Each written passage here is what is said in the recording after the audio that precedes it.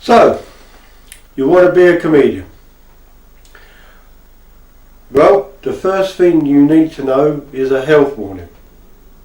Being a comedian can seriously damage your health. 1 minute after you do a gig, everything goes well, you're on a high, and the only way from a high, unfortunately, is a low. You need to be prepared to know that, and a lot of comedians are manic depressives. You also rely on alcohol and drugs. So if you don't want to do any of those things, turn off now. For those that are still here, let's talk about comedy. There's nothing funny about comedy, especially the way I do it. There's no videos on the internet, as far as I found out, about how to be a comedian. There's lots on how to grow a pineapple, how to cook pavlova, and things like that, but nothing about being a comedian. So here we start. This is a run-up to my first ever stand-up gig. If you're going to do a stand-up gig, hopefully this is going to help you. And if you've got advice for me, then grab yourself a pen and paper, and my email address will be up later on. Okay, let's talk about the history of comedy. There used to be the silent comedians. No sound whatsoever.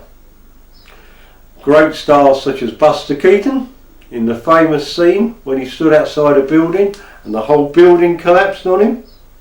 Very dangerous, but very funny. And of course greats like Laurel and Hardy, they used to put a plank on their shoulder and knock everybody out. Very funny comedians, but all visual. And if all that failed, they went to the old favourite, the custard pie.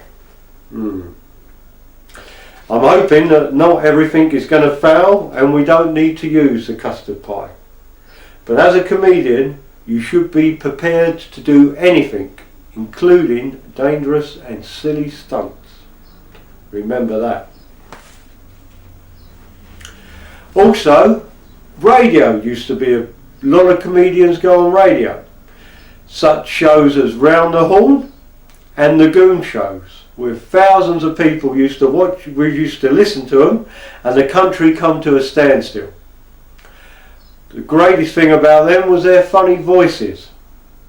And whose idea was it to put a ventriloquist on a radio?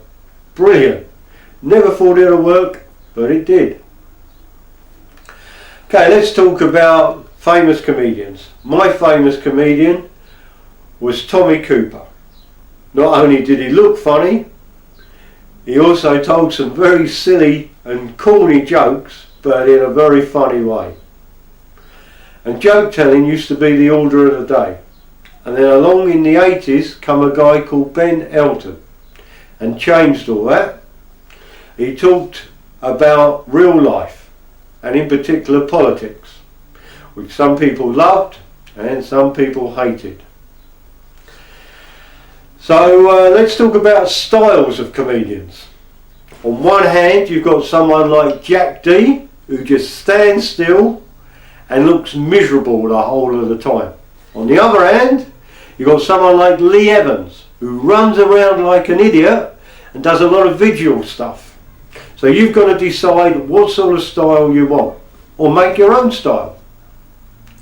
And do you need some sort of catchphrase?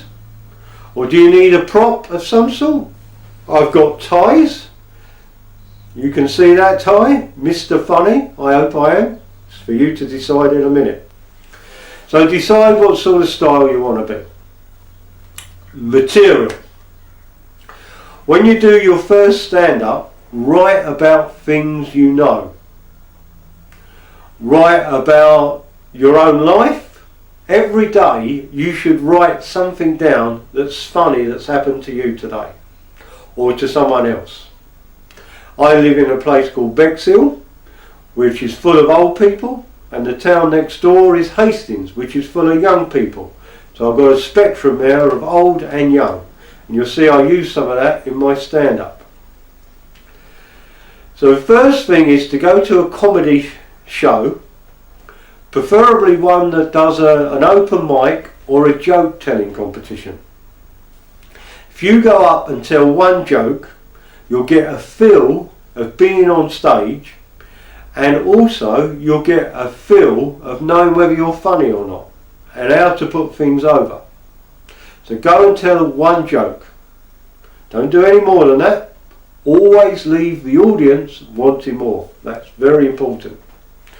So we wrote our script, 5 minutes, no more. And then what do? Well, then we practice. Practice, practice, practice and practice. And after you've done that, practice. Can't emphasize that enough. Because when you get up on that stage, you are going to be nervous and everything goes out the window. So practice, practice and practice.